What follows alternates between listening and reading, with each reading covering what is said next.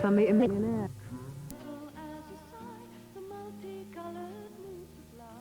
Have you had a nice birthday, then? Yes, thank you. 60, eh? I don't know how you do it. I looked 60 when I was 40. Now I'm 65. I look 78. If I ever make it to 70, I'll look... Dead. Dead, yes. It's nice having the family call in today, wasn't it? What was it that young Sophie said about the dessert? She said, I can't see through your jelly. Grandma. That was it. She's a bright child. I only wanted children, not grandchildren. And if you have one, the other tends to follow, unless you have them spayed.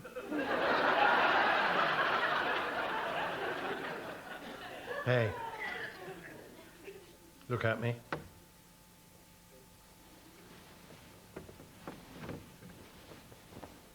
You're beautiful. You've always been beautiful, and nothing's changed. Except perhaps the Windsor at 90.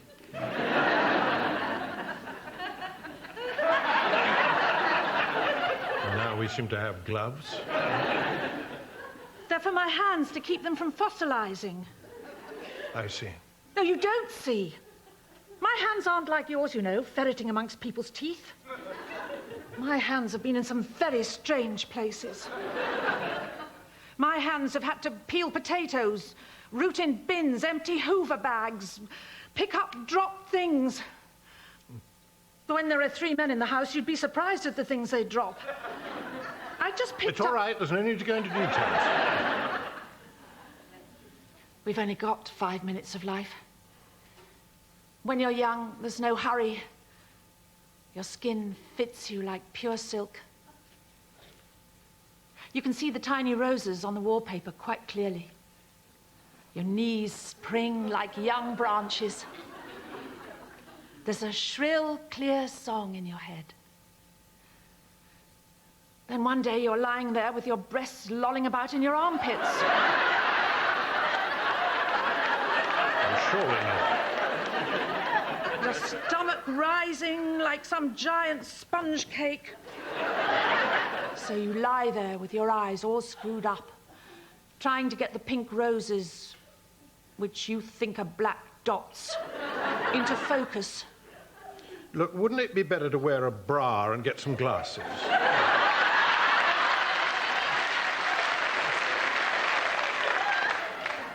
It's too late.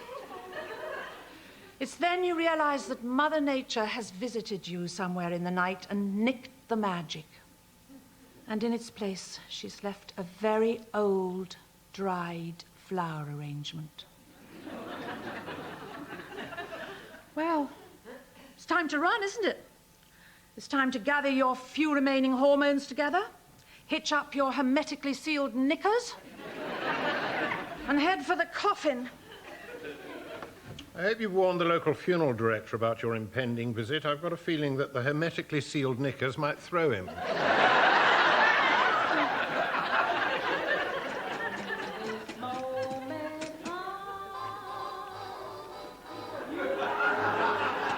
You're supposed to thicken, for goodness sake. Yes, well, we're obviously having very different moments.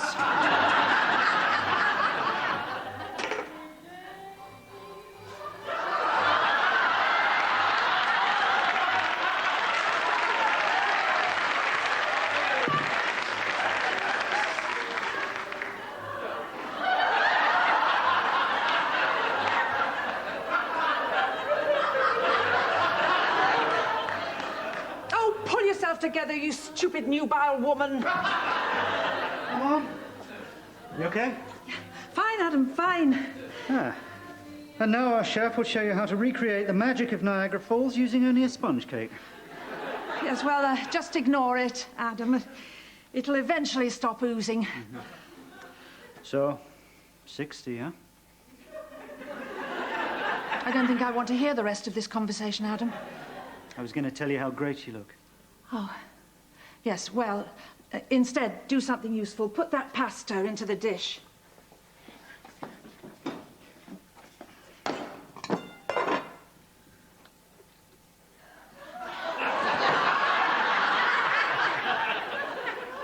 Wow, bouncy castle.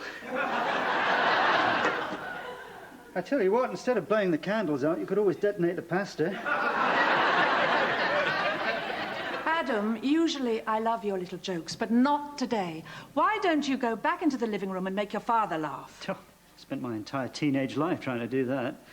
He doesn't use his mouth for trivia, only for bollocking. Yes, well, you turned out all right, didn't you? You've got a lovely wife, a lovely job, a lovely child. Oh, yeah, nearly forgot. They'll be along later, but Sophie made you a card. Oh, how sweet. I think she's going to be artistic, you know. The teacher chose that drawing to put up on the board on Parents' Day. Well, yeah, I mean, it's supposed to be a sort of primitive style, you know. So it's supposed to be stiff and gangly and awful. Adam, in my life, I have had some bad days, but nothing quite as bad as this one. Your father, amongst other things, bought me an electric beauty kit. He hadn't noticed that it was for necks, which look as though they've just been wrung. The meal which you are all about to sit down to is, to use a modern word, crap. My granddaughter obviously thinks I look like a bow-legged version of olive oil. Come on, Mum, you mustn't let 60 get to you. Look, you've done it all. The hanging out, the tight skirts, the glossy lips, lashes to die for, pulling all the guys, all that stuff. So now it's just time to sit back.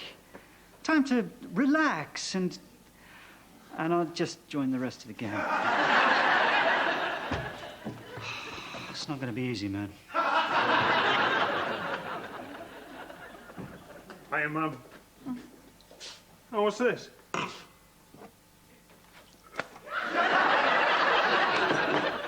Cool.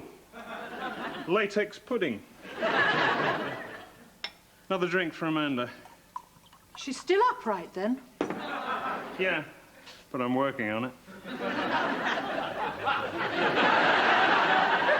You know, she thinks you're wonderful, Mum. She says she hopes she's going to look like you when she's 60. Oh, well, Russell, they all say that, but what they really mean is, oh, God, I hope I die before it happens to me. She's really nice, Mum. Well, they're all really nice, Russell. We've had 2 really nice Amandas, 3 really nice Susans, a really nice Janice, and a really, really, really nice Chrissy. Can't you settle down? Hey, I'm having a great life. I'll settle down when I'm 50-ish. Guys can do that, you see. Not like us. We have to cram it all in before our skin puckers.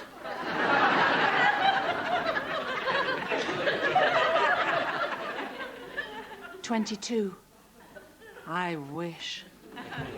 Cat's overshot its litter tray again.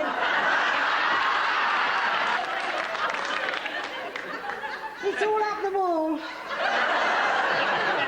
Doesn't bother me, it's not my house.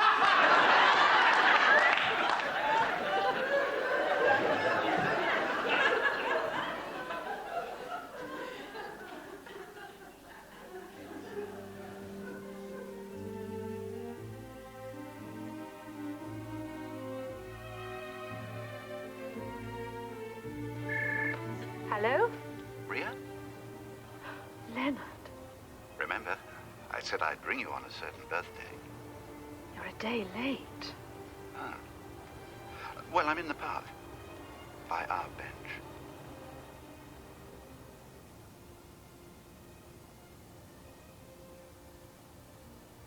Leonard? Ria?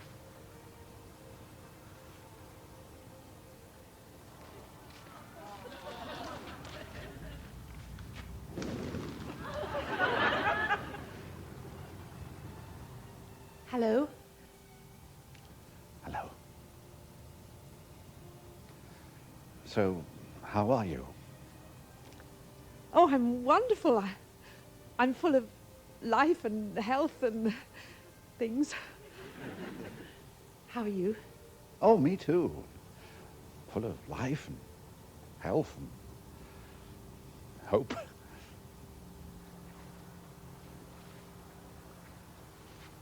So, did you have a lovely day yesterday? It was unbelievable. Really unbelievable. I suppose you thought, who is that poor grey-haired old chap sitting on our bench? No, I didn't. I suppose you thought, who is that aged woman limping towards me? Oh, no. No, I didn't think that. I remember so many things. You jogging through the park. Oh, yes, that's before the arthritis. Leaving notes on my car. Yeah, well, that's when I could see. Oh, and that awful day when you crashed your car. Yeah, well, I'm doing that on a more regular basis. They were lovely days. Innocent, respectable, and frustrating. We were born at the wrong time, you and I. If we had arrived later, we could be enjoying the poisoned fruits of this sad, bad, sex-mad world. Being older has its advantages. You come in when the world's still full of grasshoppers and songbirds. And you go out before global warming scorches the pants off the planet. Yeah, well, I think I prefer my scenario. I shall always love you, Mrs. Parkinson. We never got to bed, did we? Did we? No. No. We didn't.